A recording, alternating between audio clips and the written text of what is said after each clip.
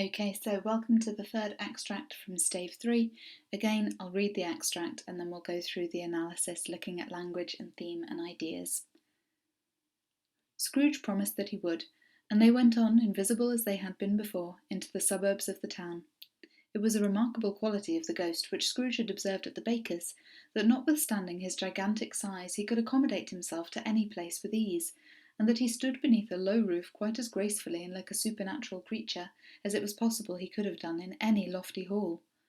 And perhaps it was the pleasure the good spirit had in showing off this power of his, or else it was his own kind, generous, hearty nature, and his sympathy with all poor men that led him straight to Scrooge's clerk's, for there he went, and took Scrooge with him, holding to his robe, and on the threshold of the door the spirit smiled, and stopped to bless Bob Cratchit's dwelling with the sprinkling of his torch. Think of that!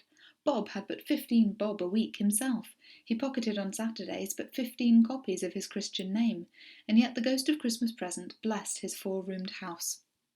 Then up rose Mrs. Cratchit, Cratchit's wife, dressed out but poorly in a twice-turned gown, but brave in ribbons, which are cheap and make a goodly show for sixpence, and she laid the cloth, assisted by Belinda Cratchit, second of her daughters, also brave in ribbons, while Master Peter Cratchit plunged a fork into the saucepan of potatoes, and getting the corners of his monstrous shirt-collar, Bob's private property, conferred upon his son and heir in honour of the day, into his mouth, rejoiced to find himself so gallantly attired, and yearned to show his linen in the fashionable parks. And now 2 smaller Cratchits, boy and girl, came tearing in, screaming that outside the baker's they'd smelt the goose and known it for their own, and basking in luxurious thoughts of sage and onion, these young Cratchits danced about the table, and exalted Master Peter Cratchit to the skies, while he, not proud, although his collars nearly choked him, blew the fire until the slow potatoes, bubbling up, knocked loudly at the saucepan lid to be let out and peeled. "What has ever got your precious father, then?" said Mrs. Cratchit, "and your brother, Tiny Tim? And Martha warn't as late last Christmas Day by half an hour." "Here's Martha, mother," said a girl, appearing as she spoke. "Here's Martha, mother!" cried the 2 young Cratchits. "Hurrah! Oh, there's such a goose, Martha!" "Why, bless your heart alive, my dear, how late you are!" said Mrs. Cratchit, kissing her a dozen times, and taking off her shawl and bonnet for her with officious zeal. "Oh, we'd a great deal of work to finish up last night," replied the girl, "and we had to clear away this morning, mother." "Well, never mind so long as you are come," said Mrs. Cratchit. "Sit ye down before the fire, my dear, and have a warm, Lord bless ye." "No, no, there's father coming," cried the 2 young Cratchits, who were everywhere at once. "Hide, Martha, hide!" So Martha hid herself, and in came little Bob, the father, with at least 3 feet of comforter exclusive of the fringe hanging down before him, and his threadbare clothes darned up and brushed to look seasonable, and Tiny Tim upon his shoulder. Alas for Tiny Tim, he bore a little crutch, and had his limbs supported by an iron frame. "Why, where's our Martha?" cried Bob Cratchit, looking round. "Oh, not coming," said Mrs. Cratchit. "Not coming?" said Bob, with a sudden declension in his high spirits, for he had been Tim's blood horse all the way from church, and had come home rampant. "Not coming upon Christmas Day?" Martha didn't like to see him disappointed, if it were only in joke, so she came out prematurely from behind the closet door and ran into his arms, while the 2 young Cratchits hustled Tiny Tim and bore him off into the wash-house that he might hear the pudding singing in the copper. "And how did little Tim behave?" asked Mrs. Cratchit, when she'd rallied Bob on his credulity, and Bob had hugged his daughter to his heart's content.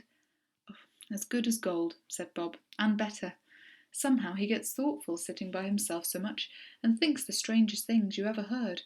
He told me, coming home, that he hoped the people saw him in the church, because he was a cripple, and it might be pleasant to them to remember upon Christmas Day who made lame beggars walk and blind man see." Bob's voice was tremulous when he told them this, and trembled more when he said that Tiny Tim was growing strong and hearty.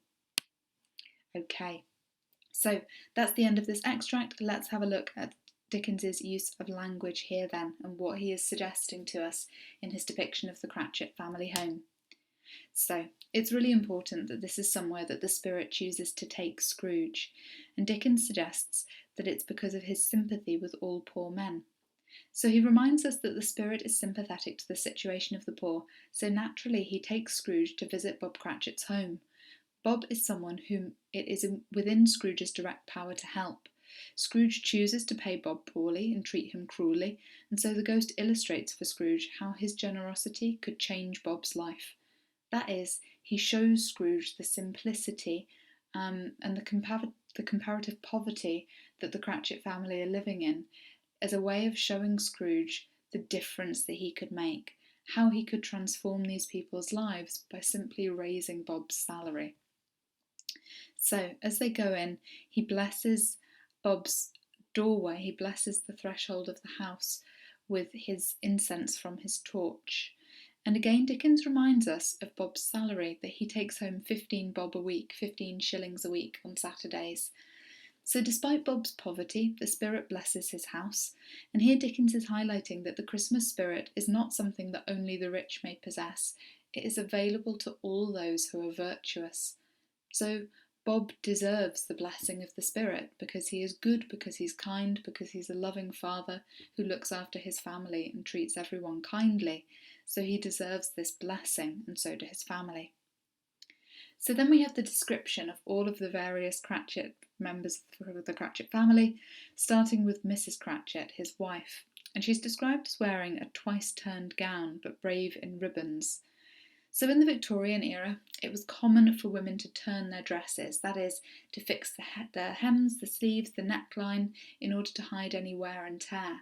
Essentially doing little repairs to dresses, maybe changing bits and pieces of the fabric to try and bring some new life into the clothing.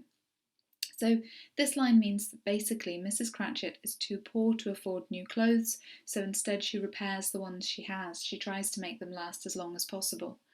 However, she's used ribbons to brighten her outfit, suggesting that despite her poverty, she wishes to be bright and festive. She's done something a little bit different to add some colour for this festive season. And the word brave here is really interesting. I think that this indicates there's almost an element of performance to this. She and Bob have to remain cheerful to keep up appearances for their children so that their family don't feel unhappy in their simple life. There's an element of bravery to this, like they're putting on a brave face despite being in some quite difficult circumstances. So we then get the description of Belinda Cratchit, the second of the daughters who's done the same thing, is wearing ribbons to brighten her outfit. And then we have Peter Cratchit, who is looking after the potatoes, and he is wearing Bob's shirt. So Bob has given his son and heir, Peter Cratchit, his oldest son, one of his shirts to wear because it's Christmas. And even though it's described as being monstrous, he feels himself very gallantly attired and feels very fashionable. So again, their poverty is shown here. Their young son is wearing Bob's far too large hand-me-downs, and he ends up getting his collars, they're almost choking him. He's getting his sleeves in his mouth and all sorts because it's just too big, but he still feels really proud in what he's wearing. The younger Cratchits are dancing about the table because they're so excited about the goose and the Christmas dinner. So Dickens is showing us that the Cratchits are a joyful, festive family. Even though they don't have much, they enjoy and appreciate every little bit of it. So even though this shirt is too big for Peter, he feels really proud to be wearing it. Even though they're going to have a relatively simple Christmas dinner, the young children are screaming about how excited they are for this goose and how they can't wait to eat it. So Dickens is using this moment really to explore the idea that material wealth, that is, being as rich as Scrooge, is not the key to happiness, but that love and family bring their own kind of joy. And this is really unfamiliar to Scrooge, who, remember, couldn't understand how Bob could be so festive as to wish Fred a Merry Christmas back in Stave 1. He can't imagine that it is possible to be both poor and happy, but here are the Cratchit family making the best of everything that they have, and showing that happiness is something unrelated almost to money, that you can be happy as long as you're surrounded by those that you love. So, Mrs. Cratchit starts worrying about Bob and the youngest sibling, Tiny Tim, the younger son, and she also wonders where their oldest daughter, Martha, is. So as Martha arrives, she explains, "We had a deal of work to finish up last night, and we had to clear away this morning." So this reminds us that it isn't only Bob who works in the Cratchit family. His daughter is also working to earn money for them. Now remember that Dickens was really concerned with children being put to work in difficult or even dangerous conditions, and he's reminding us here that this puts a bit of a strain on family life, as Martha is unable to spend as much time with her family. Nevertheless, this isn't a sort of miserable, harsh portrayal of child labour. The Cratchit family is still able to spend time together and they're happy, but he is reminding us that Bob's salary alone, his 15 bob, isn't enough to sustain the entire Cratchit family. That is, Scrooge simply isn't paying him as much as he needs to for his children not to have to work as well. And notice, all of them are doing something, all of them are busy. Mrs. Cratchit is being helped by the older daughter, the son is looking after the potatoes, the other children take Tiny Tim momentarily to go and look at the pudding. So all of the family are busy and occupied doing something to help prepare this Christmas meal. There's not a moment of idleness or laziness here. So we know that they are deserving. These are good, kind, hard-working people who have been put into circumstances that make their lives quite difficult, most particularly when we see Tiny Tim.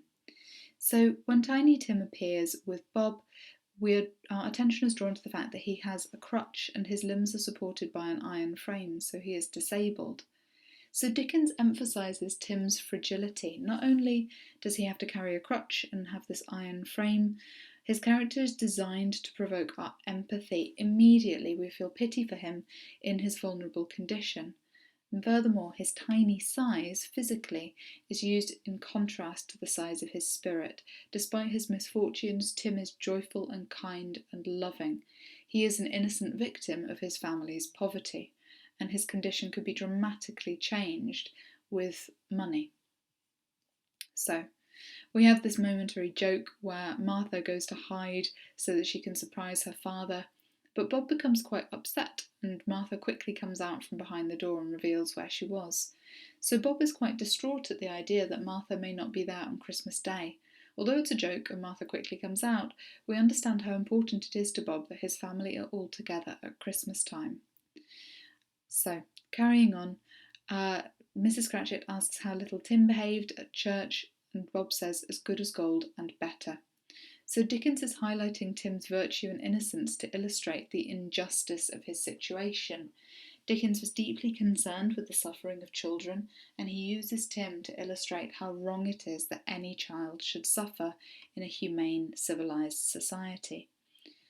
So the reason that Bob is so impressed with Tim is because of this comment that he has made as they're coming home from church. And Tim is being presented here as religious and deeply thoughtful. Dickens is suggesting in this comment that Tim makes, that he hopes that others are reminded of the miracles of Christ when they see him. Dickens is suggesting that Tim deserves a better life than he has. He's religious, he's faithful, he is good, he is kind, he is everything that a sort of ideal child would be, and yet his situation is a very harsh and difficult one. So Dickens is using this moment to prompt readers to reflect on the situation of the poor. Scrooge cannot help but look at this scene and question his own behaviour and his own decisions in paying Bob so poorly and treating him so cruelly. Okay, a quick whistle-stop overview there of the Cratchit family, and in our next extract we will be delving a little bit deeper into the family dynamics, and Scrooge discovers how the family perceive him. Okay, thanks very much for listening. Take care.